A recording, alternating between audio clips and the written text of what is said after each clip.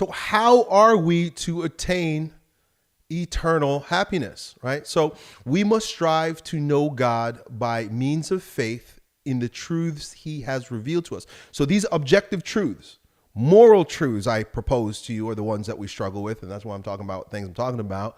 But we must strive to know God. Why? Because that is our creator, and we have the means by which to know God, both through reason and revelation. We can reason ourselves to our primary beginnings, right? There has to be a beginning, right? If there was a big bang, well, then who did the banging? Maybe the big bang is true. In fact, Bishop Barron often talks about how if the theory of the Big Bang was around in the time of Aquinas, he would have had a much easier way of explaining through reason the existence of God. Because if there's a Big Bang, that means that someone must have banged it. And I say someone because God is a personal God. You can't create something that you don't have in you. Those who think God is some sort of set of rules or laws or some sort of cold scientific fact forget the fact that we as human beings have feeling, we have will, we have reason, we have thoughts. That means our creator must have those things too. A personality. God has a personality. As crazy as that may sound, right? We may not fully understand his personality, but through revelation, he gives us some understanding of his personality. So we must strive to know that personality. To know that personality is to know ourselves, to know our creator. This is one of the attacks on the family is a huge attack on the father. And one of the greatest plagues to young people today is the absence of fathers. Well, father, the word father comes from, and this is the reason why we call God the Father, comes from the word pattern. If you don't know your father, you don't know yourself. That's a very difficult thing to hear and understand, but we also have the gift of God the Father. So even like Simba in The Lion King, he loses his father. But what does the old wise man say? The old monkey, Rafiki, takes him up to the cliff, points up to the sky, right? And what does he see? He sees a pattern emerge, and the pattern reveals himself to Simba, and thus Simba then knows himself. And then what does he do? He gets back on purpose.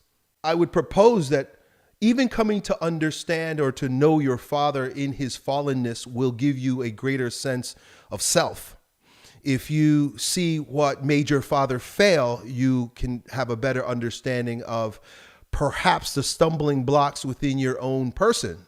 Knowing my father and his propensity towards substance abuse must mean that I have to be aware and on guard, vigilant against that propensity as it might emerge in me, given that he is my pattern. So to know your earthly father is a stepping stone.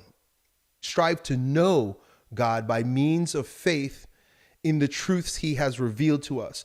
So we know these truths both by revelation and reason. And so I want to explore reason here for a moment, because there are a lot of those who will say that religion and science are somehow diametrically opposed, and that cannot be true. If religion opposes science, it's not a true religion. And if a science denies God, it's not a true science.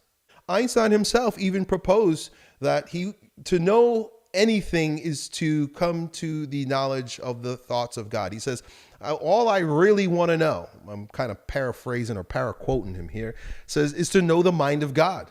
I want to know the mind of God. And God's creation is intelligible. The created world gives us intelligence of God, it allows us to reason towards God. And so all science basically is a manifestation of, emanation of, creation of God. God created science, right? So we must strive to know him through even the truths of science, right? And of course, science can be used just as badly as religion can be used. In the same way that we have false religions, bad religions that lead people astray, we have false science, bad science that leads people astray. We have religion that lies, straight up lies. Different factions of different faiths will just straight up believe and promote untruths, and scientism will do the same thing. We know this is true because of 2020. We must fulfill the will of God by keeping his commandments. And I love this. This was an analogy that I learned by listening to Dr. Miles Monroe. No one would ever hand you a complex system without an instruction manual. If you try to operate that complex system without an instruction manual, a number of bad things can happen. You can, number one, not use it to its full potential, right? If I give this cell phone to an indigenous man somewhere in super rural Africa in the jungle, he might use it as a digging tool, right? Hand him a cell phone, he'd be like, "What am I going to do with this?" Right? Like he might use it as a brick to hold up his crooked house, something like that, right? Because he has no instruction manual. God's commandments are less a matter of rules for making our lives miserable, right? And denying us pleasure, because a lot of times it may sound that way or feel that way. They're more like an instruction manual, right? So to attain this eternal happiness, we are so blessed. We are so lucky. We are so loved by our pattern, by our Father, that he has revealed to us, not only through the intelligible world, but through revelation in scripture and tradition, an instruction manual. How amazing is that? I feel sorry for those who don't seek out God's justice, his right way, his objective truth, especially since he makes it so readily available for us. Sometimes it's difficult to understand and even to apply the instruction manual, but it does not negate the fact that with the instruction manual, perfect use can be made of that tool. The other thing I said, there would be two things. You may not use it to its full potential, like the bushman who uses a cell phone as a brick, but you also could destroy yourself. If you don't know how to use a high-powered piece of equipment, you can create some serious damage if you don't have the instruction manual. Well, God gives us that. And so in order to attain eternal happiness, we get the boundaries, we get the rules. In order to be a great jazz musician, you must first learn the instrument, right? Which is tough. You got to learn the instrument. Oh man, I can't just do whatever I want. I got to get my fingers in the right places. I use my mouth the right way. I must hold it the right way. You got to learn that stuff. You got to learn the rules. And he says, you got to learn the music, right? Oh man, I got to learn this whole new language, the dots and the lines and the graphs and the charts. And I got to learn all that A, B, C. And then there's different kinds of C's and all that kind of stuff. And then the swoopy lines and stuff going all over the place. Man, why I got to learn all that stuff? That stuff is hard. That stuff is taking away from my fun of just using this instrument in a wild way. To be a great musician, you got to learn the instrument. You got to learn the music. You got to learn the music. Why? So that you can create beautiful art. If your life is a work of art, which I propose it can be, it must be within the bounds of law. It must be within the bounds of the operational manual. So we must fulfill the will of God by keeping his commandments. This is where eternal happiness. God's commandment is as an instruction manual. With our own strength, we can neither. That's what it's supposed to say. With our own strength. This is a tough one, especially for a guy like me I like to rely on my own strength. I like to rely on my own will. I like to do it myself. I like to be a big boy. Right? And that's just pure fallen ego attitude. I had to hit rock bottom, as is the most case for most people. You got to hit rock bottom to then say, okay, I can't save myself. I thought chasing this pleasure, I thought chasing this wealth was going to do it for me, this power, this honor. I had a lot of honor. No, I'm not so honored any longer. That was God showing me, hey, it's not found in these things and you can't do it. By our own strength, we can neither believe. You cannot believe by your own strength. Isn't that crazy? Because if I had to believe by my own strength, it means it was a byproduct of my thinking.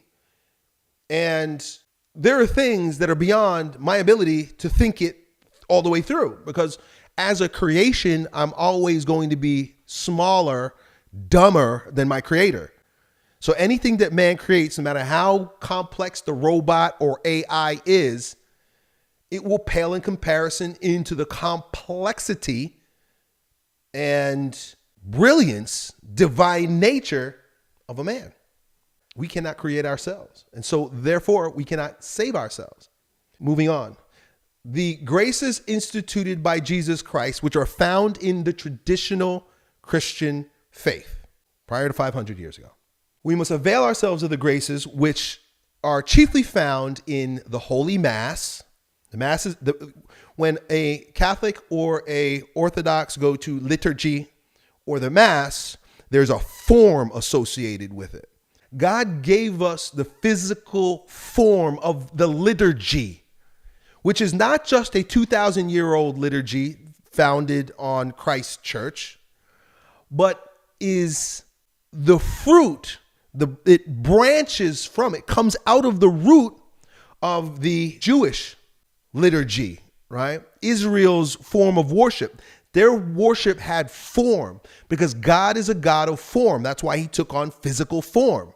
That's why creation is divine, because God manifests himself in form.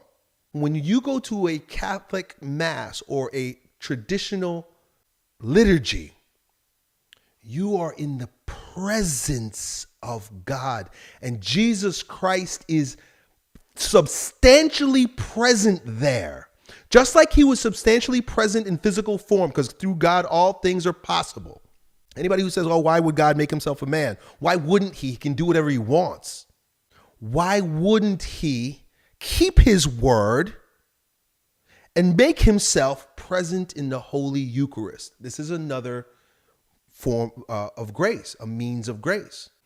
To receive Jesus Christ in your body, in your mouth, to eat him like he tells us to. You must eat my body and drink my blood. If you do not eat my body and drink my blood, then I am not with you. He's giving us tangible evidence. He's giving us a tangible practice, sensible application of grace. We're on number 3, where it says, we must therefore avail ourselves of the means of grace, of which the chief are Holy Mass. So these are the means of grace, the Holy Mass. I just spoke to you about that. The sacraments, the body and blood, the Holy Eucharist, right? These are sacraments given by Christ, and prayer. And of course, every Christian knows the prayer that he left us with as a grace, which is the Lord's Prayer. The means of grace are a channel through which grace is conveyed to our soul. He says, faith is the road which leads us to heaven. So faith is a road. You will yourself onto that road. The commandments, check it out, are like signposts by the way. So the commandments show us, right? So we're on the road, faith, but the commandments are signposts. So, go this way. Don't go that way. You're on your faith journey, but whoa, be careful. Don't go that way. Or go this way, come this way. And then listen, the money for the journey. Money for the journey. What does money do? Money is a tangible thing that you can trade in for help along the way. When you partake of the Holy Eucharist, the body and blood of Jesus Christ, it's money for the journey. It's sustenance. You walk in the path and you following the signs, but you have no food for the journey, no sacraments, you're going to starve. You're going to falter. You're going to fail. You're going to fall down. But he gives us money for the journey. It's also true that he who desires happiness must have religion. And so crazy, because one of the things that people, non-traditional Christians, will say to a traditional Christian like myself, I'll be talking about the means of salvation, grace, the various things that are physically tangible gifts from God, right?